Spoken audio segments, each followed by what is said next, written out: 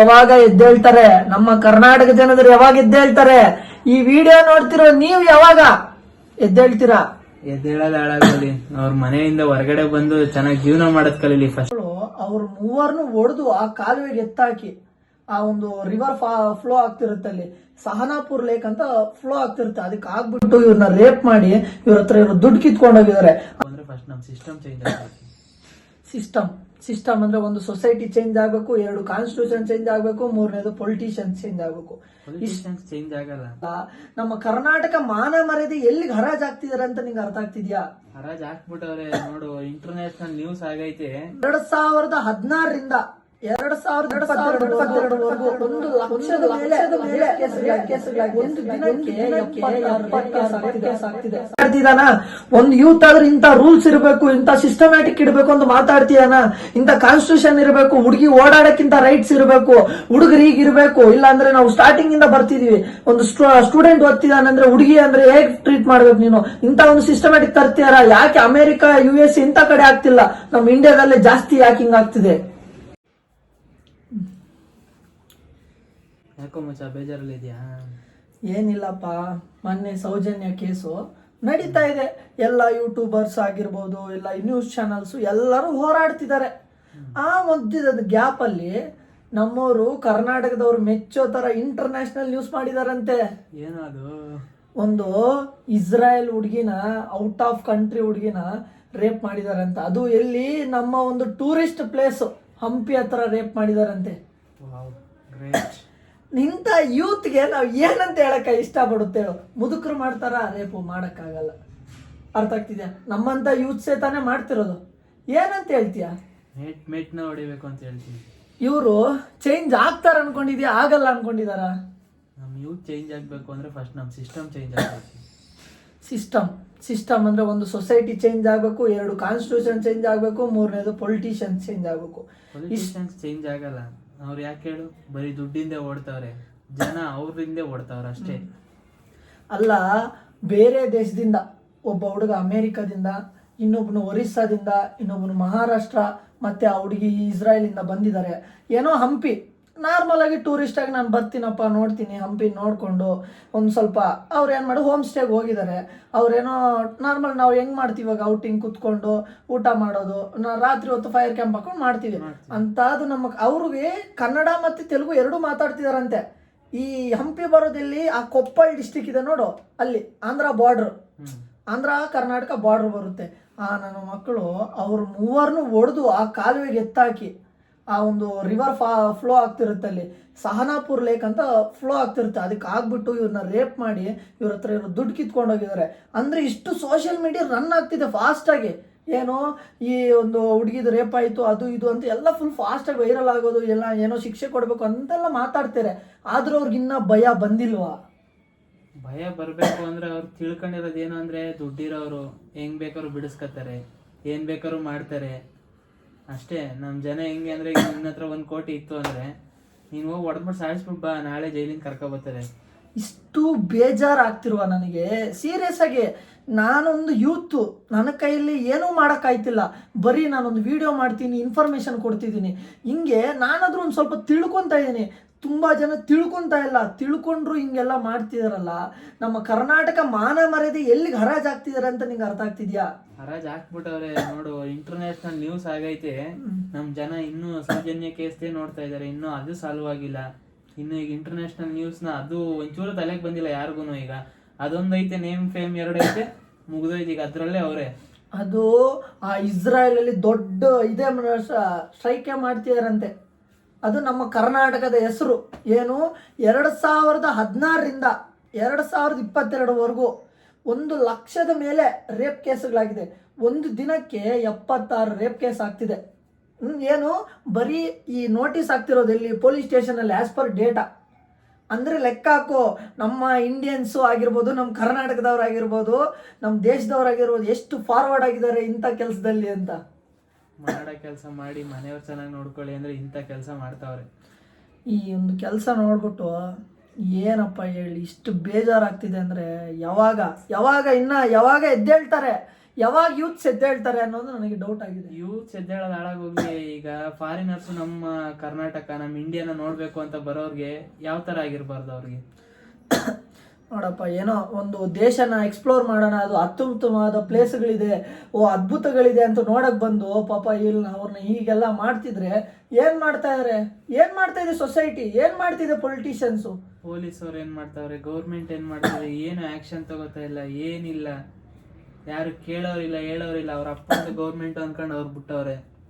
ನಮಗೆ ಈ ದೇಶ ಇಷ್ಟ, ಇದು ದೇಶ ಇಷ್ಟ ಇಲ್ಲ ಮಚ್ಚ. ಇದು ಸೂಟ್ ಆಗಲ್ಲ ನಮಗೆ. ಇದಾಯ್ತಲ್ಲ ಸೌದಿ ಅರೇಬಿಯಾ, ಒಂದು ತಪ್ಪು ಮಾಡಿದ್ರೆ ಕೈ ಕಡಿತಾರೆ, ತಲೆ ಕಡಿತಾರೆ ಅಂತ ಕಾನೂನು ಬರೋವರೆಗೂ ನನ್ನ ಮಗನೂ ಚೇಂಜ್ ಆಗೋದೇ ಇಲ್ಲ.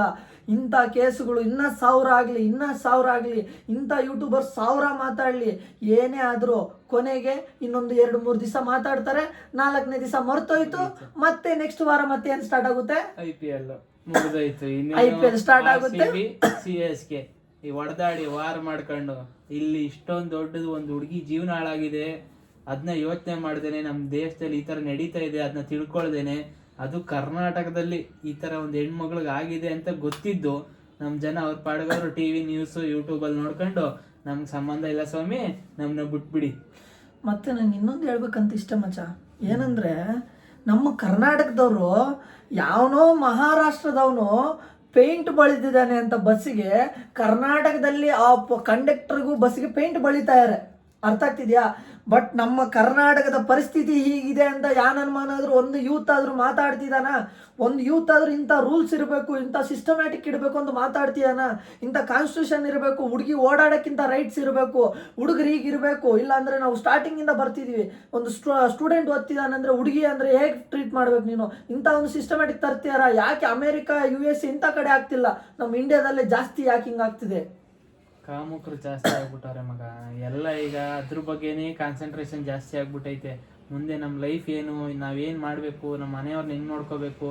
ಈಗ ಅದೇ ಸೌಜನ್ಯ ಕೇಸು ಈಗ ನಿಮ್ಮ ಮನೇಲಿ ನಮ್ಮ ಮನೇಲಿ ಆಗಿದ್ರೆ ಏನು ಮಾಡ್ತಿದ್ದೆ? ಅದನ್ನ ಏನಾಯ್ತಪ್ಪ, ಹೆಂಗೆ ಕೋರ್ಟ್ ಹತ್ರ ಹೋಗಿ ನಿಂತ್ಕೊಂತೀವಿ, ಅಳ್ತೀವಿ, ಸಾರ್ ನಮ್ಮ ಮಗುಗೆ ತಪ್ಪಾಗಿದೆ ಅಂತ. ಯಾವನೊಬ್ನು ಪರಿಹಾರ ಕೊಡ್ತಾನೆ ಅಂತ ಹೇಳ್ತಾರೆ, ಗೌರ್ಮೆಂಟಿಂದ ಪರಿಹಾರ ಸಿಗುತ್ತೆ, ನಿಮ್ಮ ಯಾರೋ ಮಾಡಿರೋನು ಒಬ್ಬನ ಹುಡುಕಿ ತಂದು ಮಾಡ್ತೀವಿ, ಜೈಲ್ಗೆ ಹಾಕ್ತೀವಿ ಅಂತಾರೆ. ಒಂದು ಜೈಲ್ಗೆ ಆಗುತ್ತೆ, ಮುಗಿದೋಯ್ತು. ಬಟ್ ಅಲ್ಲಿ ಕಳ್ಕೊಂಡಿದ್ದು ಯಾರು? ನಾನು ನನ್ನ ಒಂದು ಮನೆಯ ಒಂದು ಪ್ರಾಣ ಕಳ್ಕೊಂಡಿದ್ದೀನಿ. ಅದು ಅವನ ಮನೆಯ ಪ್ರಾಣ ಕಳ್ಕೊಂಡಿಲ್ಲ. ಅವನು ದುಡ್ಡು ಕೊಡ್ತಾನೆ, ದುಡ್ಡು ಇವತ್ತಲ್ಲ ಅಂದ್ರೆ ನಾಳೆ ಅಂದ್ರೂ ದುಡಿತೀವಿ. ಪ್ರಾಣ ಬರುತ್ತಾ? ಮಾನ ಮರ್ಯಾದೆ ಬರುತ್ತಾ? ಏನಾದ್ರೂ ಬರಲ್ಲ. ಯಾಕೆ ನಮ್ಮ ಯೂತ್ಸ್ಗಳಿಗೆ ಇಷ್ಟು ಸೋಷಿಯಲ್ ಮೀಡಿಯಾದಲ್ಲಿ ಇಷ್ಟೊಂದು ಆಕ್ಟಿವ್ ಆಗಿರ್ತಾರೆ. 24 ಗಂಟೆ ಮೊಬೈಲ್ ಯೂಸ್ ಮಾಡ್ತೀನಿ ಅಂದ್ರೆ ಯೂಸ್ ಮಾಡು ಅಂದ್ಕೊಡ್ತಾರೆ. ಯಾಕೆ ಈ ಥರ ಇದರಲ್ಲಿ ಒಂದೊಂದೇ ಬರೀ ಪೋಸ್ಟ್ ಹಾಕೊಂತಾರೆ, ಅದಕ್ಕೆ ಸಪೋರ್ಟ್ ಮಾಡಬೇಕು. ಈಗ ನೀನು ಮಾಡ್ತಾ ಇದೆಯಲ್ಲ, ನಾನು ಮಾಡ್ತಾ ಇದ್ದೀನಿ, ಯಾರೋ ಒಬ್ರು ಮಾಡ್ತಾವ್ರೆ ಅಂದಾಗ ಅದನ್ನ ಹೀಯಾಳ್ಸದ್ಬಿಟ್ಟು ಅದ್ರಲ್ಲಿ ಏನು ಎತ್ತ ಅಂತ ತಿಳ್ಕೊಂಡು ಹೋಗಿ ಅವ್ರ ಜೊತೆ ನಿಲ್ಬೇಕು. ಯಾಕೆ ಇದನ್ನ ಮಾಡ್ತಾ ಇಲ್ಲ ನಾವು? Awareness youths.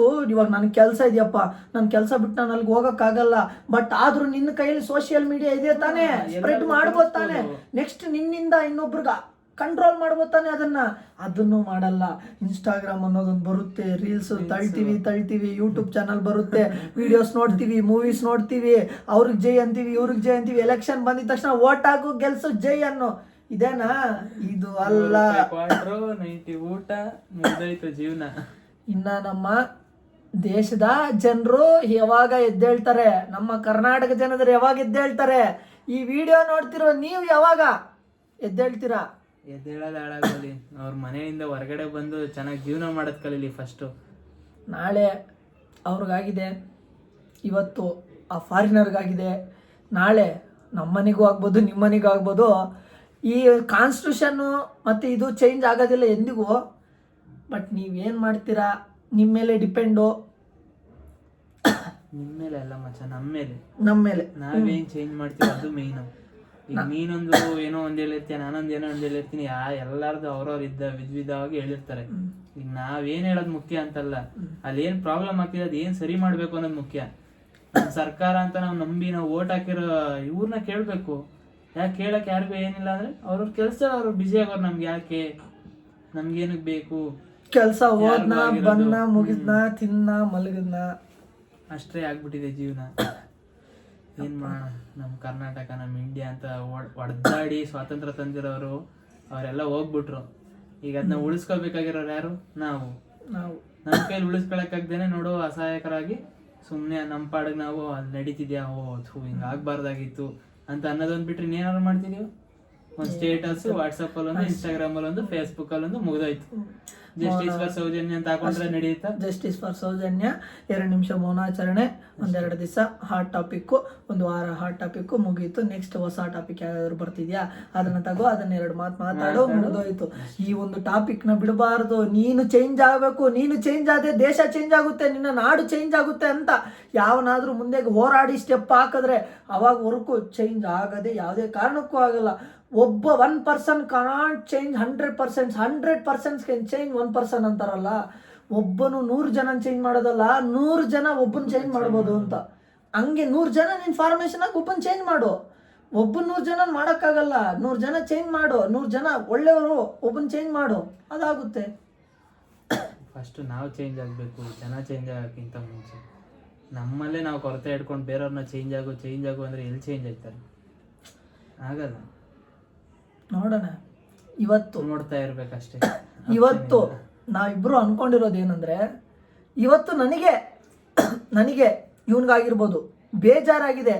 ಇಂತಿಂಥ ಪರಿಸ್ಥಿತಿಗಳು ನಡೀತಿದ್ರು ನೀವಲ್ಲ ನಾವೇ ಸುಮ್ಮನೆ ಇದ್ದೀವಿ. ಆದರೂ ಈಗ ನಾವು ಸ್ಟೆಪ್ ಆಗಿದ್ದೀವಿ. ನಮ್ಮ ಥರ ನೀವು ಸ್ಟೆಪ್ ಆಗಿ ಒಂದು ರೆವಲ್ಯೂಷನ್ನ ತರ್ರಿ, ಒಂದು ಕ್ರಾಂತಿಕಾರಿಗಳಾಗಬೇಕು ಎಲ್ಲರೂ. ಯಾಕೆ ಎಲ್ಲರೂ ಯೂತ್ಸ್ಗಳು ನಮ್ಮದೇ ಒಂದು ಪೇಜ್ ಮಾಡ್ಕೊಬಾರ್ದು, ನಮ್ಮದೇ ಒಂದು ಸಂಘ ಕಟ್ಕೋಬಾರ್ದು? ನೀವು ಎಲ್ಲರೂ ಅಲ್ಲಿಗೆ ಬನ್ನಿ ಅಂತ ಯಾರೂ ಕೇಳಲ್ಲ. ನೀವು ಆ ಗ್ರೂಪಲ್ಲಿದ್ದು ಸಪೋರ್ಟ್ ಮಾಡಿ, ಹಿಂಗೆ ಆಗ್ತಿದೆ, ಈ ಥರ ಆಗಬಾರ್ದು, ಮುಂದೆ ಬರೋ ಎಲೆಕ್ಷನ್ನು ಅವರು ಇವರು ಅನ್ನೋದನ್ನ ಮರೆತ್ಬಿಟ್ಟು ನಮ್ಗೆ ಏನು ಬೇಕು ನಾವು ಅದನ್ನ ಪಡೆಯೋ ಥರ ಆಗಬೇಕು. ಈಗ ಉಪೇಂದ್ರ ಸರ್ ಹೇಳ್ತಾರೆ, ಈಗ ನಾನು ಏನಕ್ಕೂ ಬರಲ್ಲ, ನಾನು ಪ್ರಜಾಕೀಯ ಅಂತ ಒಂದು ಪಕ್ಷ ಕಟ್ಟಿದ್ದೀನಿ, ಅದು ನಿಮಗೆ ಬಿಟ್ಬಿಟ್ಟಿದ್ದೀನಿ, ನೀವೇನು ಬೇಕಾದ್ರೂ ಮಾಡ್ಕೊಳ್ಳಿ ಅಂತಂತಾರೆ. ಯಾಕೆ ನಾವು ಅದನ್ನ ರೂಲ್ ಮಾಡೋಕ್ಕಾಗಲ್ವಾ? ಮಾಡ್ಬೋದು ತಾನೆ? ಅವ್ರು ಹೇಳಿರೋ ಥಾಟ್ ಕರೆಕ್ಟ್ ತಾನೆ? 100%, 100% ಕರೆಕ್ಟ್. ಈಗ ನಾವೇನೋ ಒಂದು ತಪ್ಪಾಯ್ತು ಅಂದ್ರೆ ಅಲ್ಲಿ ಹೋಗಿ MLA ಡೈರೆಕ್ಟ್ ಮೀಟ್ ಮಾಡೋಕ್ಕಾಗಲ್ಲ. ನಾವೇನು CM ಮಕ್ಕಳಲ್ಲ. ಹೋಗಿದ ತಕ್ಷಣ ಬಾರಪ್ಪ ನೀನು ಹಂಗೆ ಹಿಂಗೆ ಅಂತ ಯಾರು ಕರೆಯಲ್ಲ. ಈಗ ನಮ್ದು ಏನೋ ಒಂದು ಆಯ್ತು ಅಂದ್ರೆ, ಈಗ ನಾನು ಇಲ್ಲ ನಿಮ್ಮೂರಲ್ಲಿ ನೀನು ಯಾರೋ ಒಬ್ರು ಈಗ ಹೋಗಿ ಒಂದು ಲೆಟ್ರ್ ಬರ್ದ್ಕೊಟ್ಟು ಈಗ ಒಂದು ವಾರದಲ್ಲಿ ಸಾಲು ಆಗುತ್ತೆ ಅಂದ್ರೆ ಆ ಸರ್ಕಾರ ಬೆಸ್ಟ? ಈಗ ದುಡ್ಡುಗೋಸ್ಕರ ಹೊಡೆದಾಡ್ತಿರ್ತಾರಲ್ಲ, ಅದು ಬೇಕು, ಆ ರೋಡ್ ಬೇಕು, ಅದು ಬೇಕು, ಇದು ಬೇಕು ಅಂತ ನಂದು ನಮ್ಮ ಅಪ್ಪಂದು ಹೋಗೈತೆ, ಅಷ್ಟೋಗೈತೆ, ಇಷ್ಟೋಗೈತೆ ಅನ್ನೋ ಬದಲು ಇದು ಮಾಡಿದ್ರೆ ಎಷ್ಟು ಒಳ್ಳೆ ಕೆಲಸ ಅಲ್ವಾ? ನಮ್ಮ ಯೂತ್ಸ್ಗಳು ಯಾಕೆ ಇದ್ರ ಬಗ್ಗೆ ಯೋಚನೆ ಮಾಡಲ್ಲ? ನಮ್ಮ ಯೂತ್ಸು ಒಂದೇ ಒಂದು ಸಲ ಮನ್ಸು ಮಾಡಿಬಿಟ್ಟು ಒಂದೇ ಒಂದು ಸ್ಟೆಪ್ ಆಗಿಬಿಟ್ರೆ ಇಡೀ ಜಗತ್ತನ್ನೇ ಚೇಂಜ್ ಮಾಡಬಹುದು ಅಂತ ನನ್ನ ಒಂದು ಮನಸ್ಸಿನ ಮಾತು. ಇವತ್ತು ನೀನು ಒಂದು ಸ್ಟೆಪ್ ಹಾಕು, ಏನೋ ಚೇಂಜ್ಗಾಗಿ ಕೇಳು. ಆ ಚೇಂಜು ಇಡೀ ಜಗತ್ತು ನೀನು ಮೆಚ್ಚೋ ಥರ, ಇಡೀ ಜಗತ್ತು ಮೆಚ್ಚೋ ಥರ ಆಗುತ್ತೆ. ನಿನ್ನ ಜೊತೆ ಫ್ರೆಂಡ್ಸ್ ಇರ್ತಾರಲ್ಲ, ನಮ್ಮಂಥ ಫ್ರೆಂಡ್ಸು, ನನ್ನ ಜೊತೆಗೆ ಇನ್ನೊಬ್ಬ ನೆಕ್ಸ್ಟ್ ನಾಳೆ ಬರ್ತಾನೆ, ನೀನು ಇವತ್ತು ಮಾತಾಡಿದ್ಯಾ, ನಾನು ಚೇಂಜ್ ಆಗಿದ್ದೀನಿ, ನಾನು ಮಾತಾಡ್ತೀನಿ ಅಂತ. ಆ ಥರ ನಿಮ್ಮ ಫ್ರೆಂಡ್ಸು ಬರೋ ಥರ ನೀವು ಮಾಡಬೇಕು. ಬರೀ youths you can change the whole country and the nation and the world. Only you people can change, that's it. ಅಷ್ಟೇ. ಜೈ ಹಿಂದ್, ಜೈ ಕರ್ನಾಟಕ. ಇಷ್ಟಪಡ್ತೀವಿ. ಉದ್ಧಾರ ಆಗೋ ಮಾತಾದರೆ ಜೊತೆಗೆ ನಿಂತ್ಕೊಳ್ಳಿ. ಹಾಳಾಗ್ತೀವಿ ಅಂದರೆ ಹಿಂಗೆ ಬಿಟ್ಕೊಂಡು ನೆಕ್ಸ್ಟ್ ನಮ್ಮ ಮನೆ ಹೆಣ್ಮಕ್ಳು ಇದೇ ರೀತಿಗೆ ಬರುತ್ತೆ. ಅವಾಗ ಕೋರ್ಟ್ ಹತ್ರ ಹೋಗ್ಬಿಟ್ಟು ಅಮ್ಮ ಅಪ್ಪ ಅಂತ ಹತ್ಕೊಂಡು ಆರಾಮಾಗಿರಿ. ಏನು ಮಾಡೋಕ್ಕಲ್ಲ. ಜೈ ಹಿಂದ್, ಜೈ ಕರ್ನಾಟಕ ಮಾತೆ.